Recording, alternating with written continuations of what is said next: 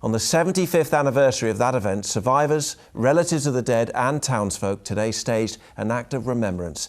Sean Killick reports from Petworth. A quiet Sussex town, an unlikely setting for a massed grave containing the bodies of 28 children. To most people, their story is unknown, but here at least it's not been forgotten. 75 years ago, Petworth Boys' School was destroyed after a German aircraft dropped its bombs, possibly targeting Canadian troops in the grounds of nearby Petworth House. Days later, a procession of lorries carried 28 small coffins through the town, and the Canadian troops helped carry them to the grave where the friends who died together were buried together. Today, school children lined the sides of the grave for a special ceremony attended by a handful of survivors.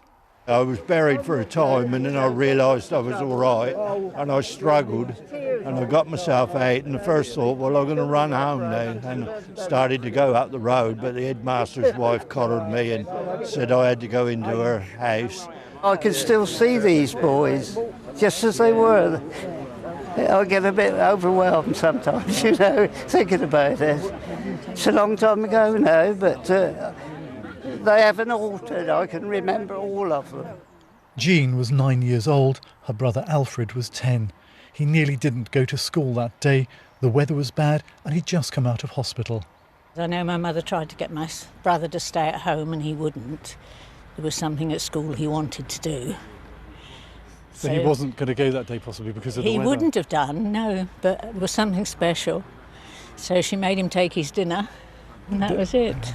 What really came out of it was also the heroism of the people, the Canadians who came running across from the park, the soldiers, to try and help. The vicar who hitched his cassock up and was there in the ruins and doing the last rites for the children, all of which he knew because they were in the choir and they were in the community. And, it's a real impact on the whole community. It was just devastation. A generation too young to go to war died in their classroom. Today's children vowed they'll always be remembered. Sean Killick, BBC South Today.